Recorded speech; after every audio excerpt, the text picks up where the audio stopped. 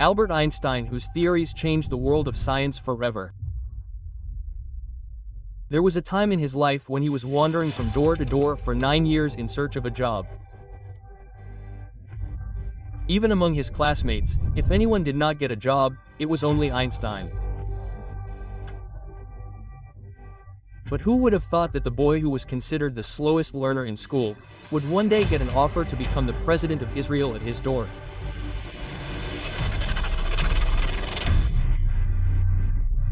What did Einstein reply to this Israeli ambassador, and what were the reasons due to which no one was ready to hire such an intelligent person? Nazarene Albert Einstein was born in 1879 in the German city of Ulm. He was looked at with strange eyes in his childhood itself because he was not like other children. He was a very slow learner. He started speaking late and in school, teachers considered him an average or weak student. But the reason behind this was that Einstein looked at everything with curiosity. If he did not understand something in school, instead of memorizing it by rote, he would try to understand its concepts. Due to which he always lagged behind in the course. Einstein was very creative since childhood, and this was his weakness and later became his strength. Einstein's early education took place in Munich, where he did not like the strict discipline-based system of German schooling at all. A time came when, fed up, Einstein left school and shifted to Switzerland with his family so that he could make his place in the liberal education system there. He wanted to take admission in physics and mathematics in Zurich Polytechnic College there. In the entrance examination, he solved the maths and physics paper immediately. But he failed miserably in other subjects like geology, literature, and politics. After the entrance examination, the college professor called Einstein to his office. He was quite surprised to see Einstein's answers in maths and physics. He wanted to know who taught Einstein all this. To which Einstein replied that he had studied all this himself. But Einstein had failed miserably in other subjects in which mostly rote learning was enough. The professor told him that if he wanted admission in this college, then only mathematics and physics would not work. He would have to spend 1 more year in school to prepare for other subjects. Disappointed, Einstein had to spend 1 more year in school, and luckily the next year he passed the entrance exam of Zurich Polytechnic College. But taking admission in college did not change Einstein's nature. Here also he would skip boring lectures, study on his own, and was not very impressed with the professor. That is, it was not in Einstein's nature to follow him around. The result of all this was that when Einstein graduated in 1900, his professors refused to give him a job recommendation. Now of course he was very intelligent, but Einstein did not have any strong reference. There was no mentor who could get him an academic or research job. In those days, the recommendation of a professor was very important to get a job in the field of science, and Einstein lagged behind in that race, and the result was that his classmates who were academically stronger than him reached better positions because they had the support of the professor. Einstein applied at many places in Germany and Switzerland. He was rejected at universities, schools, research institutes. He wrote letters to the professors, but everywhere he got the same answer. "We are sorry, we cannot hire you." This was also personally painful for Einstein because he felt that people were not able to see his work and potential. Einstein's frustration can be well gauged from his letters and diary. Einstein once wrote in his diary, "It seems as if the world does not need me. Every door seems to be closed." In the letter written to his family, it was mentioned, "I apply everywhere, but neither do I get a reply, nor does anyone need me. It seems that nothing is going right in my life." In another famous letter that he wrote to his girlfriend Mileva, Einstein said, "I feel I have become a useless person. I live only in physics. But the world listens only to those people who fit into their system. This frustration was affecting Einstein's personal life. Lack of money, tensions in marriage and dissatisfaction with himself. Another problem was that Einstein's nature was very idealistic. He was clear that he would only do a job related to science. He had no interest in practical or commercial jobs. At that time, Einstein was having an affair with one of his classmates, Mileva. But the two were not getting married only because Einstein did not have a job. Financial pressure was increasing. Mileva was expecting Einstein to earn something, but Einstein's hands were tied.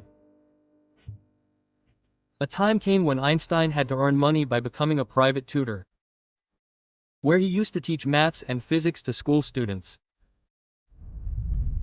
Finally, a friend of Einstein advised him to apply for the job of an examiner in the Baron Patent Office. It was a low-level government job, but at least it was a start. Einstein applied and surprisingly, without much experience, he got the job in 1902. Einstein's job in the Baron Patent Office was to check the applications for new inventions and patents, to see what was really innovative and what was not. This job was boring, but it was like a straw to hold on to for Einstein. Since this job was 9 to 5, he continued his scientific research on nights and weekends. Of course, this was not the professor's job for which Einstein was striving. But whatever was there was better than nothing. After that, a time came when Einstein's fortunes started changing. While working in the patent office, Einstein made the biggest bang of his career in 1905. In a single year, he published 4 revolutionary papers. These included special relativity, photoic effect, Brownian motion and mass energy equivalence, also known as E = mc square. These papers shook the scientific world of that time. Suddenly, the name of a person doing a simple job in the patent office started becoming famous among the scientists of Europe. One of Einstein's papers, photoic effect, became the foundation of quantum physics, and the other, special relativity, changed the understanding of time and space.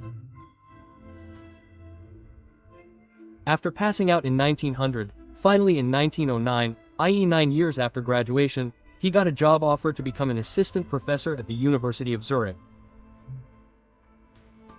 People never fully understood the personality of Albert Einstein. The image of Einstein outside the world of science has been very confusing. On one hand, people show him in a funny way. A strange, socially awkward scientist with disheveled hair who was only engrossed in his books and theories. On the other hand, he is also seen in a serious and important political role. In 1932, Einstein fled from Germany, just a year before Hitler took power there, because Hitler was very much against Jews and Einstein also belonged to a Jewish family. Einstein moved to America and became a professor of theoretical physics at Princeton, New Jersey. He was not only a hero of science but also a famous and respected face of the Jewish community all over the world. During this time, the process of forming the State of Israel was going on, and there was a lot of fighting in Palestine over this issue. Finally, Israel formally came into existence in 1948. But after just 4 years, in 1952, Israel's first president, Koham Weizmann, passed away. Now the Jewish community had no leader. So at that time, the Zionist leaders thought, why not make Albert Einstein the next president?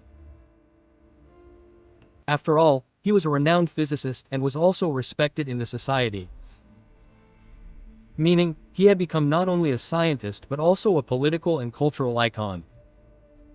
On the 17th of November 1952, Einstein received a letter. This letter was sent by Abba Eban, who was Israel's ambassador to the United Nations at that time. It was written in the letter that through this letter, Prime Minister Ben-Gurion's message is being conveyed to you that if the Israeli parliament votes you to be the president of Israel, will you accept this offer? If you agree, you will have to shift to Israel and take citizenship there. The Prime Minister assures that in such a situation, you will be allowed to continue your scientific work with complete freedom and convenience. This was a very big and emotional offer. But Einstein had different plans. The reply he gave brings out another aspect of his life. Einstein wrote in response that I am very emotional about the offer given to me by Israel to make me the president. But at the same time I am sad and ashamed that I cannot accept it. I have been dealing with objective things all my life. That is why I neither have the nature to handle people nor the experience of fulfilling official responsibilities. That means Einstein did not consider himself fit for political leadership. At that time Einstein was 73 years old. When he got this offer, he told a guest staying at his house that this offer was very awkward.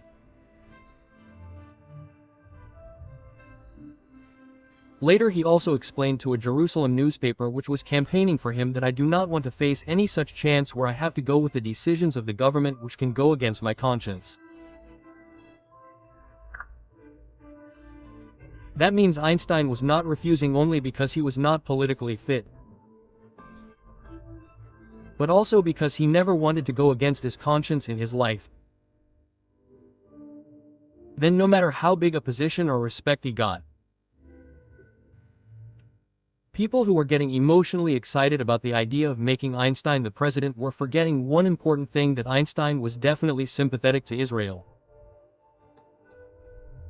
But he was never a passionate Zionist. When Einstein refused the president's offer, former Prime Minister Ben Gurion told his assistant that if Einstein had accepted this offer, it would have created a big problem for us. Because in 1946, 2 years before the formation of Israel, Einstein had said in front of an international community that the idea of a state is not in my heart. That is, in reality Einstein did not want to see Israel as a separate state. Finally, on the 16th of December 1952, Yitzhak Ben-Zavi became the second president of Israel. Hope you will like and share this video. Thank you very much for your loving comments.